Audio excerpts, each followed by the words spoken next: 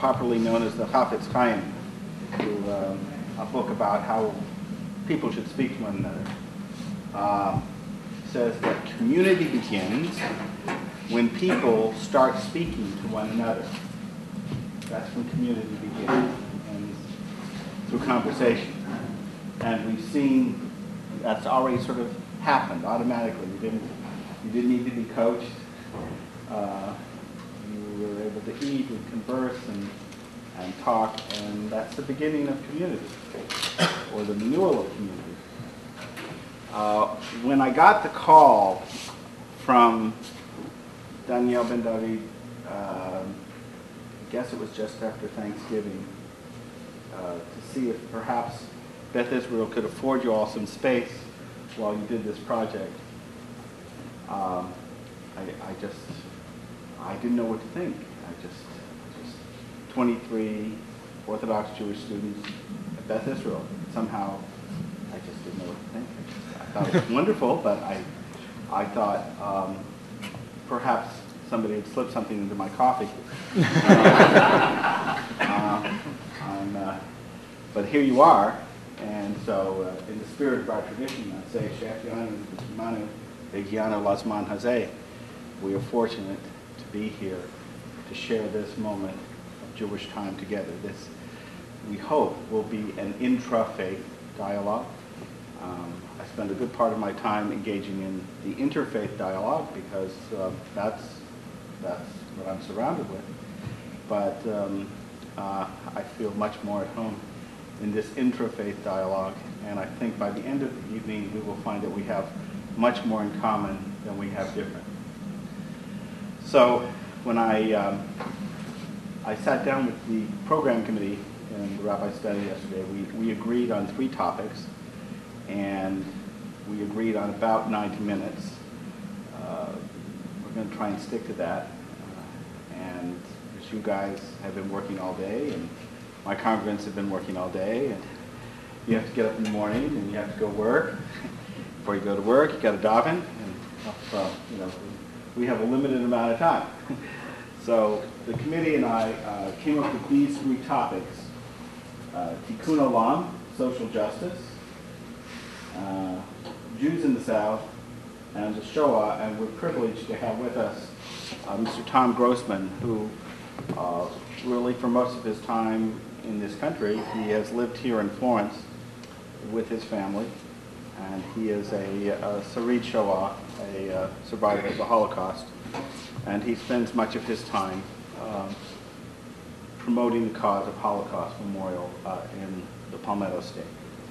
And we'll talk more about that later, but I think the committee and I felt that these were 3 topics that create community among Jews wherever Jews get together.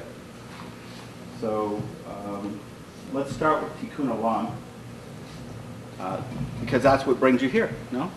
And if you think what you're doing here in South Carolina and staying here in a Reformed temple is so unusual, I'd like to suggest it isn't.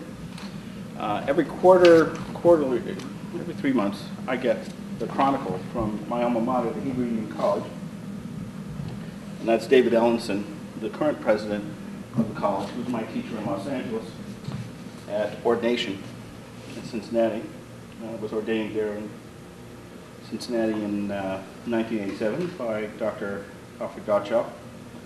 And like most alumni magazines, they're designed to remind you of your connection to the school, and hopefully you remember all of your books, including your checkbook, when you read it.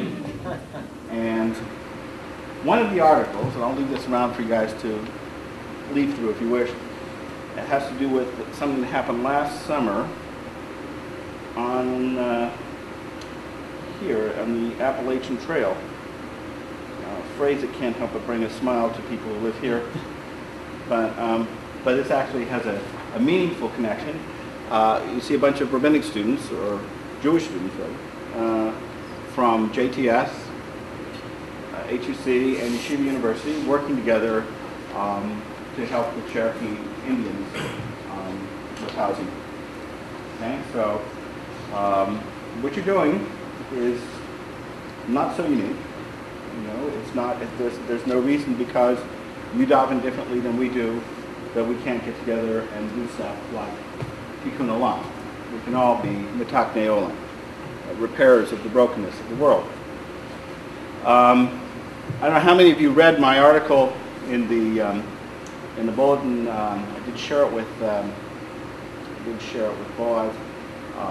My article this month, knowing that this event would happen, had to do with tikkun olam because in the Reform movement, it has really been a major focus of the last 50 years.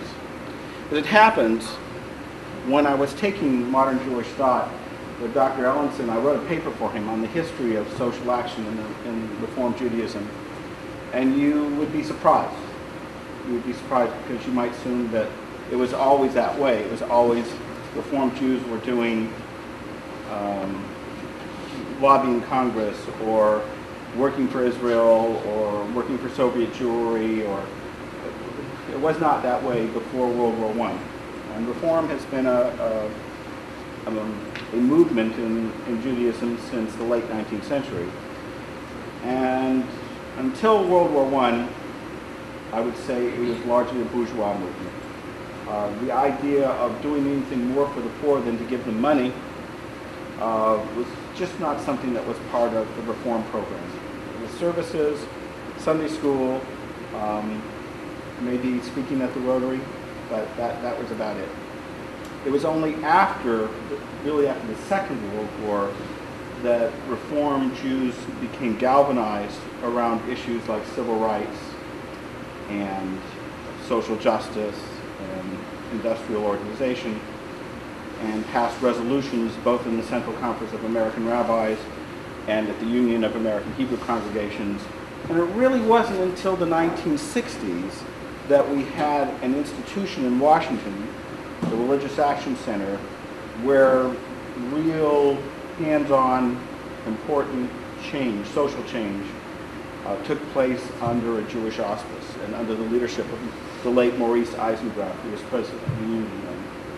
And so that the Civil Rights Bill of 1965 was drafted in the offices of the Religious Action Center, and many other initiatives right up to this day on Capitol Hill, we might say a progressive nature, are catalyzed by activists at the Religious Action Center and in Reform congregations all over the country. So that's I'd like to say that we have in the Reform movement a controlling interest in the issue of social action. And that statement came from an experience in my own rabbinate. When I was rabbi at Temple Emmanuel in Tucson, we had a soup kitchen that's on cold nights like this, and it was pretty cold in Tucson as well. We would feed the homeless. And the local federation had a Hebrew high school that also met at our facility. And once we started up our program of feeding the homeless, they said, you know, that they would not come to the temple because they did not want to expose the Hebrew high students to the risk of being near homeless people. Not that we ever had any trouble with homeless people. So I said, well, you know, you can do that. We're going to continue to feed the homeless because that's prophetic Judaism. That's really what we're about. And the Federation bureaucrat said to me, you know, you Reform people don't have a monopoly on social justice. And I said, no, we don't have a monopoly, but we do have a controlling interest.